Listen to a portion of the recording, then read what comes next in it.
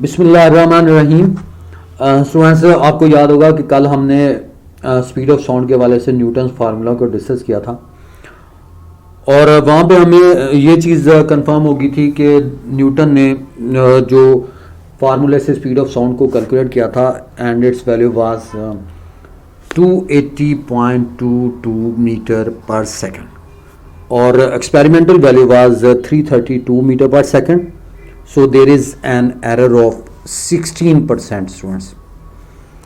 16% error था और उसमें याद होगा कि उस रिलेशन में मैंने आपको बताया था कि न्यूटन ने ये अज्यूम किया था कि जब भी साउंड एयर में से पास होती है तो उसका टेम्परेचर जो है वो चेंज होता है, लेकिन उसमें चेंज बहुत ही कम होती है, ना होने के बराबर, अप्रॉक्सीमेटली रिमेन्स कांस्टेंट. तो इसलिए हमने वहाँ पे बॉयल्स लॉ अप्लाई किया था, PV is equal to constant. आज हम जो आर्टिकल डिस्कस करने जा रहे हैं, अब स्टूडेंट्स याद होगा कि 16% एरर जो है वो न्यूटन फार्मूला में आया था, लेकिन लैपलेस जो है इसको ये क्रेडिट जाता है कि उसने उसकी वैल्यू को करेक्ट किया और उसने exact value of the speed of sound calculate की. That was 332 meter per second. That is 332 meter per second, and it is very close to experimental value. I mean 332 meter per second. अब Laplace ने क्या कहा student, जिस वजह से इसने speed of sound को एक्यूरेट वैल्यू को कैलकुलेट किया, लैपलेस ने ये कहा कि साउंड जब भी एयर में से ट्रेवल करती है तो in the form of compression और एयर फ्रैक्शन तो करती है, लेकिन ड्यूरिंग कंप्रेशन जो है इसका टेम्परेचर एक रीजनेबल वैल्यू से इंक्रीज होता है और ड्यूरिंग रेयर फ्रैक्शन जो है इसका टेम्परेचर जो है वो एक रीजनेबल वैल्यू से डिक्रीज होता है. So its temperature does not remain constant. जो हमने न्यूटन फार्मूला में ये कहा था कि इट रिमेन्स कांस्टेंट, यानी न्यूटन ने ये कहा था कि वो चेंज होता है लेकिन उसकी वैल्यू वेरी स्मॉल होती है, तो अप्रॉक्सीमेटली आप ये कहते हैं कि उसकी वैल्यू टेम्परेचर की कांस्टेंट आती है. लेकिन लैपलेस ने ये कहा कि टेम्परेचर जो है it does not remain constant, compression में रीजनेबल चेंज इंक्रीज होता है और इसी तरह रेयर फ्रैक्शन में इसकी वैल्यू जो है वो डिक्रीज होती है और रीजनेबल वैल्यू डिक्रीज होती है. So its value does not remain constant. So therefore if the temperature does not remain constant,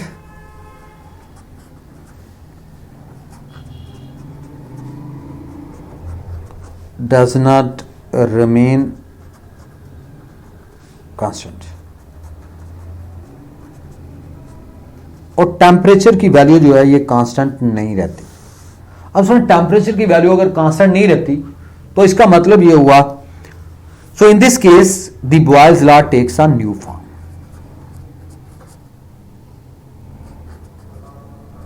boils law takes a new form, takes a new form students. अब Boyle's law की नई शक्ल जो है वो यहां पे हम अप्लाई करेंगे. वो है क्या students? PV is equal to constant. PV. So Boyle's law takes a new form students. PV gamma is equal to constant. अब गैमा क्या है students? Gamma is the ratio between CP and CV. CP students हम already chapter number 11 में पढ़ चुके हैं. Molar specific heat at constant pressure and CV is the molar specific heat at constant volume and gamma is a constant depending upon the nature of the gas. और gamma जो है ये nature of the gas पे depend करता है, depends on nature of gas. अब यहां से स्टूडेंट्स हमें ये चीज कंफर्म होगी क्योंकि बॉयल्स लॉ इस पर्टिकुलर केस में टेम्परेचर जो है does not remain constant. So Boyle's law takes a new form and new form is PV power gamma is equal to constant. And what is gamma? Gamma is the ratio between CP and CV. What is CP? CP is the molar specific heat at constant pressure and CV is the molar specific heat at constant volume and gamma depends on the nature of the gas. ये nature of the gas पे depend करता है. अब यहां से आप ये कह सकते हैं कि प्रेशर की इनिशियल वैल्यू P है, और अगर इसमें आप जानते हैं कि आप इसमें इंक्रीज करते हैं प्रेशर को P plus delta P, the final value pressure increases from P plus delta P, because we all know the pressure and volume, they are inversely proportional to each other. So pressure increases from P plus delta P, so the volume decreases by V minus delta V. तो यहां पे delta time increase हो रहा है, और यहां पे delta जो है वो आप देख रहे हैं कि डेल्टा V डिक्रीज हो रहा है. So they are inverse of each other. So P increase from P plus delta P and V decrease from V minus delta V. अब यही आपने यही these are the initial values and these are the final values, इनको आपने यहां पे apply कर देना है. तो यहां से हम ये कहेंगे कि इनिशियल वैल्यू क्या है स्टूडेंट्स, पीवी गैमा, ये इनिशियल वैल्यूज हैं. और इसी तरह ऑन दी अदर साइड ये आ गया P की जगह पे क्या आएगा students, P plus delta P, और V की जगह पे क्या आएगा students, V minus delta V, और इसकी पावर क्या आएगी, गैमा आएगी स्टूडेंट्स. तो यहां से हमें ये कंफर्म हो गया PV power gamma is equal to P plus delta P, और इस साइड पे V minus delta V power gamma, और इसको हम यूं लिखते हैं PV power gamma is equal to P plus delta P. अब यहां पे देखें तो आप ये कहेंगे कि V को आप यहां पे V को कॉमन ले लें. अब देखो V को कॉमन लेंगे तो V की पावर क्या है, गैमा है स्टूडेंट्स. तो यहां पे ये रह गया 1 minus delta V over V, और इसकी पावर भी क्या हो जाएगी, गैमा हो जाएगी स्टूडेंट्स. इस चीज को दोबारा से देखें. मैंने जैसे शुरू में बताया आपको कि इस पर्टिकुलर केस में टेम्परेचर जो है डज नॉट रिमेन कांस्टेंट. ये टेम्परेचर यहाँ पे कांस्टेंट नहीं रहता, तो इसलिए Boyle's law takes a new form PV power gamma is equal to constant.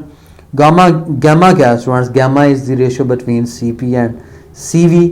CP is the molar specific heat at constant pressure and CV is the molar specific heat at constant volume, and gamma depends on the nature of the gas.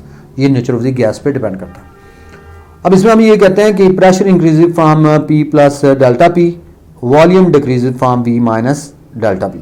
तो यहां से हमारे पास initial values का product आ गया PV power gamma, और P की जगह पे P प्लस डेल्टा P आ गया, और V की जगह पे V माइनस डेल्टा V, और इसकी पावर क्या आ गई, गैमा आ गई. अब यहां से आप ये कह सकते हैं PV power gamma P plus delta P, और V की पावर क्या है स्टूडेंट्स, गैमा है. तो V को आपने यहां से कॉमन ले लिया, तो V की पावर जो है इसके ऊपर अप्लाई होगी, V की पावर गैमा. तो यहां पे देखिए V को कॉमन लेंगे तो यहां पे 1 आ गया, और यहां से minus del over V, delta V over V, और इसकी पावर क्या आ गई, गैमा आ गई. अब यहां पे देखें तो आप ये कह सकते हैं स्टूडेंट्स V गैमा इस साइड पे भी है और इस साइड पे भी है. अब स्टूडेंट्स आपको ये कंफर्म होना चाहिए कि आप देखें इन साइड अगर V को लेके जाते हैं तो आपके पास यही इक्वेशन आती है. तो इसका मतलब ये है कि इस इक्वेशन को आप ऐसे लिख सकते हैं. ये स्टूडेंट्स आप लोगों को कंफर्म होना चाहिए. अब यहां पे देखें तो आप ये कहेंगे कि ये V गैमा इधर भी है और इधर भी है, दे कैंसिल आउट, ये दोनों कैंसिल आउट हो गए, और P बराबर हो गया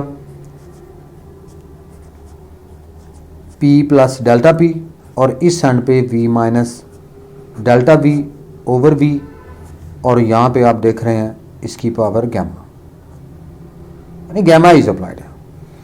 अब यहां पे स्टूडेंट्स मैं यहां पे बाइनॉमियल एक्सपेंशन का जिक्र करूंगा. स्टूडेंट्स मैथ का ये एक फार्मूला है, उसको आपने यहाँ पे मेंशन करना है, बाइनॉमियल एक्सपेंशन कहते हैं.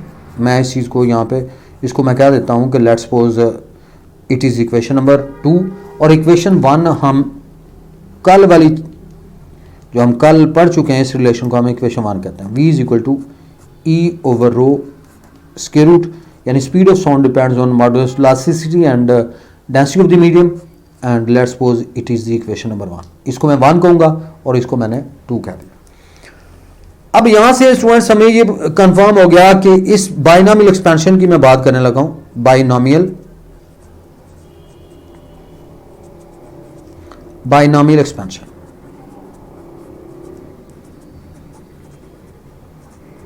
तो यहां से अगर आप बाइनॉमियल एक्सपेंशन को अप्लाई करते हैं तो बाइनॉमियल एक्सपेंशन है क्या स्टूडेंट्स, ये है 1 माइनस x की पावर n. आप यहां से प्लस भी लिख सकते हैं क्योंकि हमें यहां पे माइनस लिखा हुआ है, तो लाजमन मैंने यहां पे माइनस साइन को अप्लाई. 1 माइनस x की power n is equal to 1 minus N X. यानी अगर आपने पावर को निगेट करना हो, पावर को खत्म करना हो, तो बाइनॉमियल एक्सपेंशन को आप अप्लाई करते हैं। लेकिन इसके लिए कंडीशन ये है, the first term should be 1, ये पहली जो टर्म है ये 1 होनी चाहिए। देन आप बाइनॉमियल एक्सपेंशन को आप अप्लाई करके पावर को निगेट कर सकते हैं, खत्म कर सकते हैं। 1 माइनस एक्स की power N, it will be equal to 1 minus N X. यानी ये पावर जो है ये सेकंड वेरिएबल के साथ मल्टीप्लाई हो जाती है। So it is multiply with the second variable and it comes to be 1 minus N X. दोबारा सुन लें स्टूडेंट्स, अब देखिए यहां पे पावर आ रही है 1 minus delta V over V power gamma. अब इसको हमने खत्म करना है स्टूडेंट्स। पावर को खत्म करने का सिंपल रिलेशन जो मैथ का एक रिलेशन है जिसे हम बाइनॉमियल एक्सपेंशन कहते हैं, और वो है 1 माइनस एक्स की power N is equal to 1 minus N X. ये 1 माइनस एन एक्स के बराबर होता है। अब इसको आप यहां पे अप्लाई कर दें तो P will be equal to P plus delta P। अब इसको मैं यहां पे अप्लाई कर रहा हूं तो ये पावर जो है ये सेकंड वेरिएबल के साथ मल्टीप्लाई हो, तो 1 minus delta 1 minus gamma delta V over V। ये यहां पे देखिए ये गैमा जो है ये सेकंड वेरिएबल के साथ मल्टीप्लाई हो जाएगा 1 minus gamma delta V over V। तो P plus delta P 1 minus gamma delta V over V आ गया, यही बाइनॉमियल एक्सपेंशन अप्लाई करके।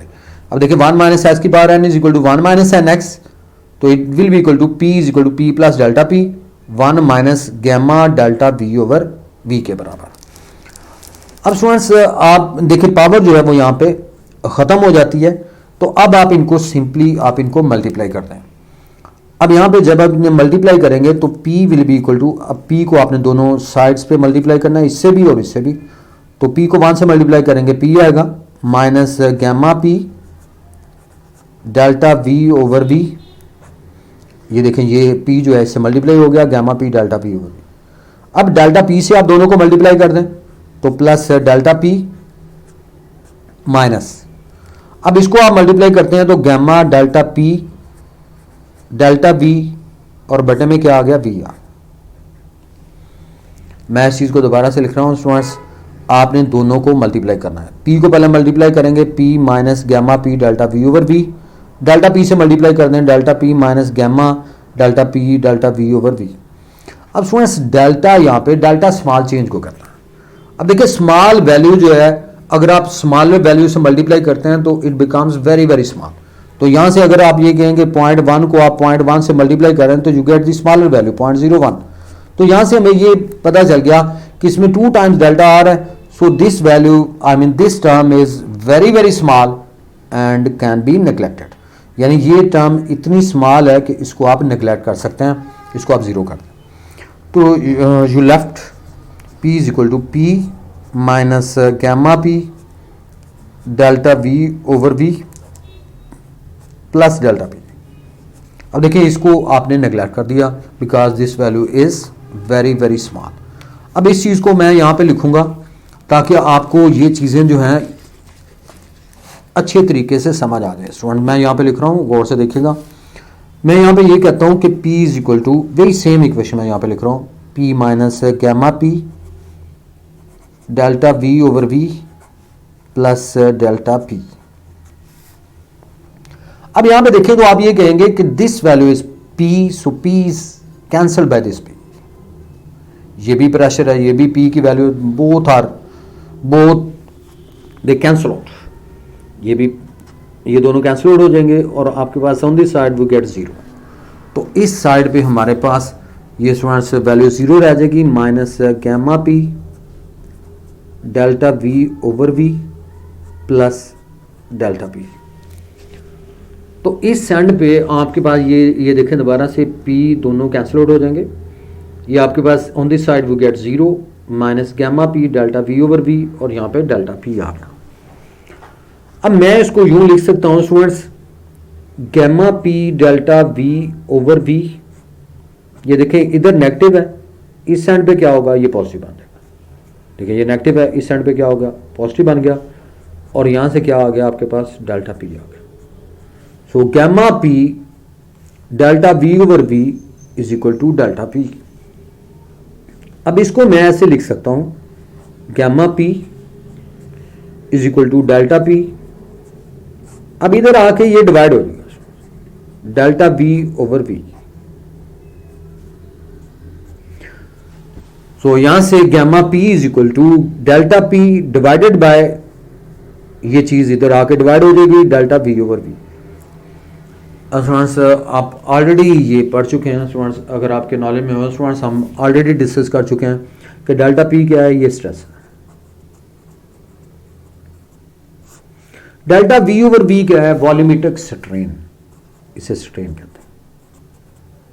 और मैंने आपको बताया था स्टूडेंट्स, स्ट्रेन जो है इसकी 3 टाइप्स हैं, टेंसाइल स्ट्रेन, वॉल्यूमेट्रिक स्ट्रेन और शियर स्ट्रेन। यानी ये डिपेंड करता है कि स्ट्रेस किस लेवल पे अप्लाई होती है बॉडी के ऊपर। तो देन तो कहने का मतलब ये है कि डेल्टा वी ओवर वी की जगह पे आप स्ट्रेन लिख सकते हैं। तो यहां से आपके पास यहां पे देखें तो आप ये कहेंगे कि गैमा पी जो है that is equal to delta P over delta V over V आ गया। डेल्टा पी की जगह पे क्या आ गया, स्ट्रेस आ गया, और डेल्टा वी ओवर वी की जगह पे क्या आया, हमारे पास स्ट्रेन आ गया। तो यहां से हमारे पास स्ट्रेस ओवर स्ट्रेन स्टूडेंट्स क्या होता है, मॉडुलस ऑफ इलास्टिसिटी कहते हैं, यानी ई कहते हैं। So that is the modulus of elasticity, you must know its value. तो ये गैमा पी बराबर किसके हो गया, ई के बराबर होगा। अब ये आपने ये वाली वैल्यू जो है ये इक्वेशन 1 में दर्ज करते हैं, पुटिंग दिस वैल्यू